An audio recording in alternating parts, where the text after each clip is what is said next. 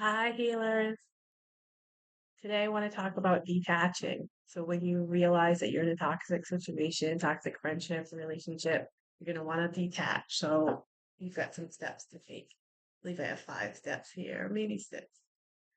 Okay, so steps to detach. First of all, there's a problem. Maybe you instituted a boundary in your relationship, or you have a personal boundary that you feel like has been crossed and you feel like you need to address it and maybe move forward from the relationship depending on the boundary and how it makes you feel and how you approach it is what's going to matter. So you have some personal boundary that you don't even need to tell people about. You just understand that if certain people you know overstep these boundaries, or if anyone oversteps these boundaries, then you're not going to continue a relationship with them. So these are your personal boundaries. And then there's other boundaries that you might have that are, they're still personal boundaries, but they might be different from other people's personal boundaries, which are fine for you to use. Like just things that you decided, like with certain behavior that you just wouldn't accept that for whatever reason. Depending on your relationship, what kind of relationship it is. Like a work relationship would be different. You might not want to fellowship or have time with somebody because you work with them, depending on where they work, or maybe you don't want to spend too much time with a manager or something like that, depending what it is. So whatever the boundary is, you make them yourself, and they're solidified. Your boundaries are solidified. That's why you have them. They're not wishy-washy. It's a boundary that can't be crossed. So you inform the person who you are detaching from about how their behavior has affected you. It's not up for discussion. All the discussing was prior. Usually I'd maybe said something to them like, oh, I was affected this way when you said this or did this the other day or whatever. But you kind of just let it slip. You don't usually just go around with your boundaries like, no, don't do this. No, this is like you had this. They've come close to your boundary and you've already said, well, I don't really like it when you do this. So now you're at your second step. So when you detach from somebody, you've already passed the feeling them out, feeling of water time. This is totally after that. So usually when you detach, you have previously warned someone. So there's usually a warning before detachment. Okay. And it's kind. It's always a kind, right?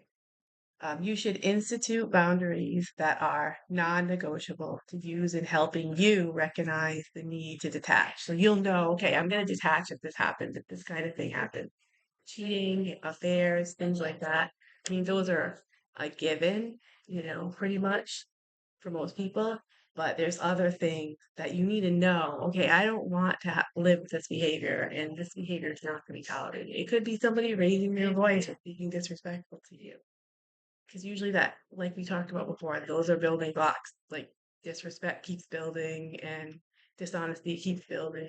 You don't want a dishonest friend around.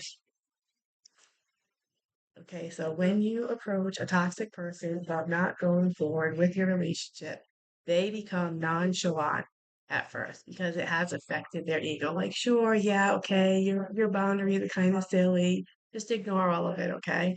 This will help with moving forward or moving out, whatever it is that's necessary. It'll help because they want to act like they're not affected by it. Therefore, you just keep moving forward. It gives you like a wide open door. This is the exact time to make your move because at this point they're like, yeah, it's almost like cat and mouse. They're like, yeah, let's see if the mouse is gonna get away, right? I'll trap them, that kind of a thing. But you're just gonna move forward, right? You're not gonna be concerned. You're not gonna be concerned with it. It's actually, and it's really good because they're testing you, so they're letting you do and they're watching you because they're like, is they really gonna do this? I don't think they're gonna do this, but you're doing it, and at the same time, they're just wasting time while you're being totally ready to make your move. Okay, so when they call or question what you are doing, because they'll be like, "Are you sure you want to do this?" Because they don't believe you've affected their ego, so they think they're innocent. They think that you're being over the top just because you have a boundary. Because they always want toxic people want to cross boundaries. They don't believe in boundaries.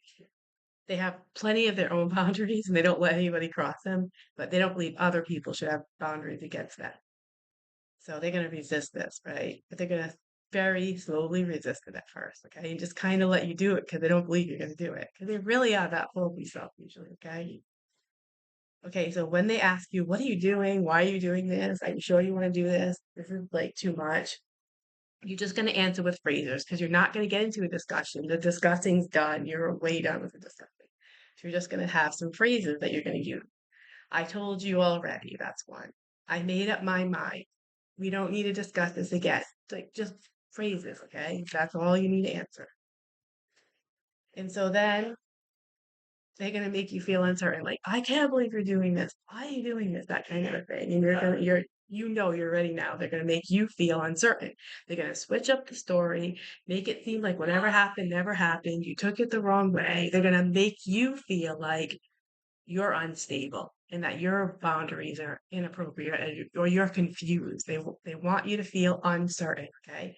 So take notes about the offense and their response because they will tell everyone and even flip the story on you, trying to make you feel uncertain. Oh, maybe I am over the top. Other people might confront you and say, you're not over the top of it. People at your work and the other employees be like, are you sure? Like, this is a nice guy over here. You just move forward. And you don't have to detach to something to a point where you can't say hello to them.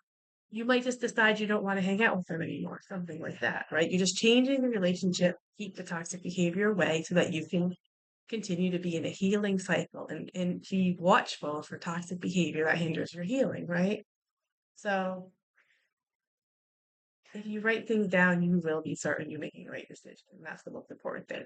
Okay, so number five, do not confuse them. Okay, now it's important you don't confuse them. You cannot go back and forth. Okay, leaving the door open a crack.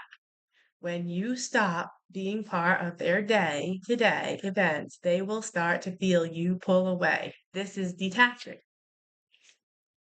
Keep going with it, filling in your time with other activity because you're going to feel it too. And you might even start to second guess yourself. You cannot go yo yo with this, okay? Don't be a yo yo. That's number six.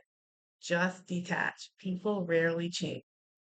It's a process, but the more changes with new events you pursue will help. Just keep switching up that time you spent with them, doing things that are fulfilling to you, letting them know.